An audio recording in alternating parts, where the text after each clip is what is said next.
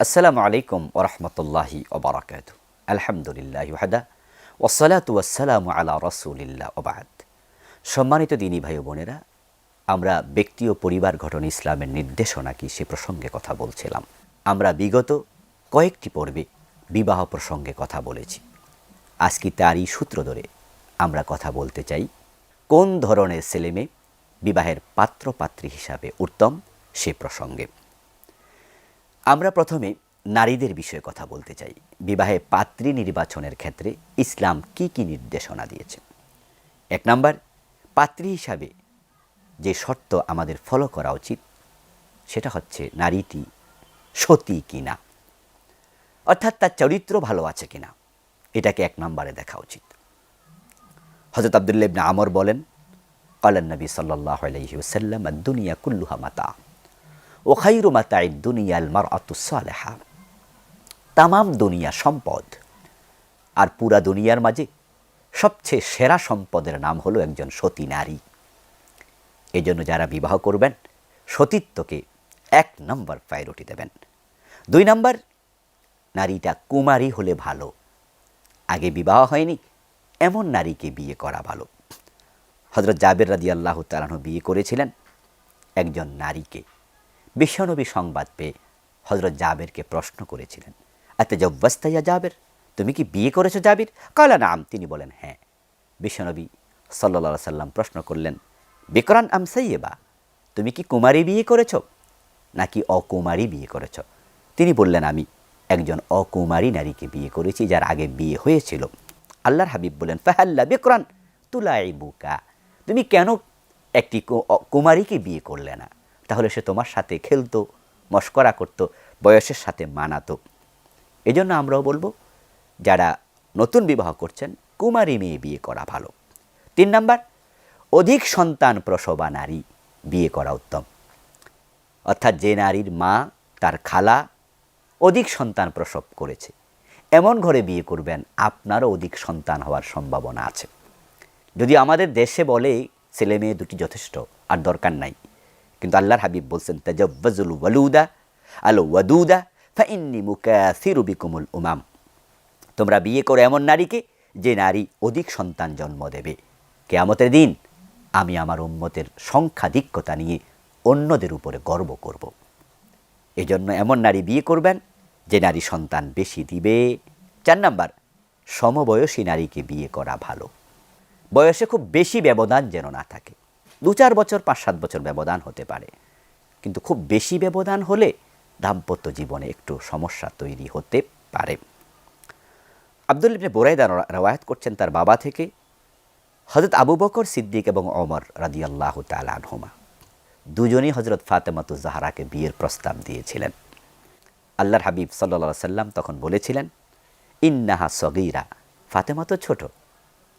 তাদের বয়স বেশি, ফাতেমার বয়স কম, তাই তিনি বলছেন ফাতেমা তো ছোট। ফাখাতাবাহা আলিয়্যুন ফাজাওয়াজাহা মিনহু, হযরত আলী পরে প্রস্তাব দিলেন, রাসূল আলীর কাছে বিয়ে দিলেন। তারা কাছাকাছি বয়সের। তবে হ্যাঁ, বয়সে ব্যবধান থাকলে বিবাহ দেয়া না জায়েজ নয়।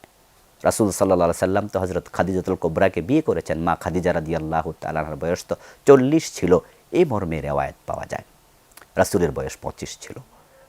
যদিও ভিন্ন ভিন্ন কথাও আছে। কেউ কেউ মা খাদিজার বয়স ২৭ বলেছেন, কেউ কেউ বলেছেন রাসূলের সমবয়সী ছিলেন, তবে ৪০-এর কথাও আমরা শুনেছি। ৫ নাম্বার, স্বামী সোহাগী নারী, এমন মেয়েকে বিয়ে করবেন যে মেয়ে তার স্বামীকে ভালোবাসবে। এটা বুঝবেন কিভাবে? ওই নারীর পরিবারের দিকে তাকাবেন, সে পরিবারে কতটা স্থিতিশীলতা আছে, স্বামী স্ত্রীর দাম্পত্য জীবনে কেমন ভালোবাসা আছে।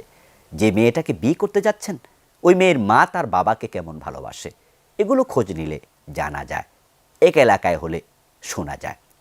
তাহলে আপনি এমন নারীকে বিয়ে করলে কি হবে? সে আপনাকে তৃপ্ত রাখবে। আল্লাহর হাবিবকে প্রশ্ন করা হয়েছিল, শ্রেষ্ঠ নারীকে? আল্লাহ রাসূল বলছেন, আল্লাতী তাসুররুহু ইযা নাযারা, ওই নারী হলো সেরা নারী যে নারীর দিকে তাকালে স্বামী খুশি হয়ে যাবে, স্বামীকে সে খুশি করে দেবে।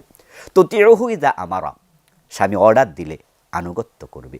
ওয়ালা তুখালিফুহু ফি নাফসিহা ওয়া মালিহা বিমা ইয়াকরাহু, স্বামী অপছন্দ করে এমন বিষয় সে করবে না, স্বামীর সাথে মতানৈক্য করবে না, তার নফসের ব্যাপারে, তার সম্পদের ব্যাপারে।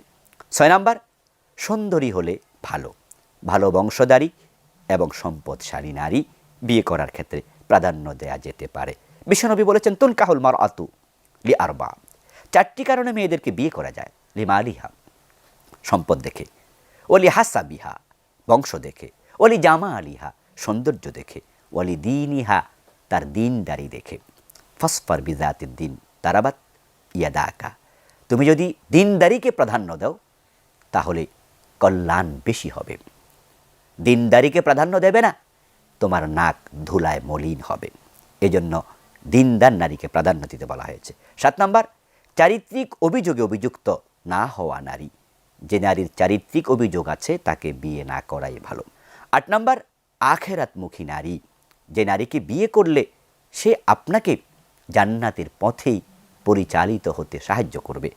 ক্বালান নবী সাল্লাল্লাহু আলাইহি সাল্লাম, লিয়াত্তাখিয আহাদুকুম কলবান শাকিরা ওয়া লিসানান যাকিরা ওয়া জাওজাতান মুমিনা তুঈনু আহাদাকুম আলা আমরিল আখিরা, তোমাদের উচিত এমন কলব তৈরি করা যে কলব হবে শুকরওয়ালা, এমন লেসান তৈরি করা যে জবান হবে জিকিরওয়ালা, এমন স্ত্রী তোমাকে গ্রহণ করা যে স্ত্রী তোমাকে আখেরাতের কাজে সহযোগিতা করবে। 9 নাম্বার, শিক্ষিত নারী বিয়ে করা, তাহলে সন্তানরা শিক্ষিত হবে। ঠিক ছেলেদের ক্ষেত্রে আমরা বলবো, যে ছেলে দিনদার, স্বাবলম্বী, সমবয়স্ক, ব্যক্তিত্ব সম্পন্ন, শিক্ষিত, উত্তম চরিত্রের ছেলের কাছেই আপনি মেয়ে বিয়ে দেবেন। ছেলে পছন্দ করার ক্ষেত্রে এই বিষয়গুলো খেয়াল করলে আপনি সুখী হবেন, আপনার মেয়ে সুখী হবে, দাম্পত্য জীবন তাদের সুন্দর হবে, পারিবারিক প্রশান্তি তৈরি হবে। আল্লাহ তাআলা আমাদের সকলকে এই নির্দেশনাগুলো মেনে চলার তৌফিক দিন। আমিন। আসসালামু আলাইকুম ওয়া রাহমাতুল্লাহি ওয়া বারাকাতুহু।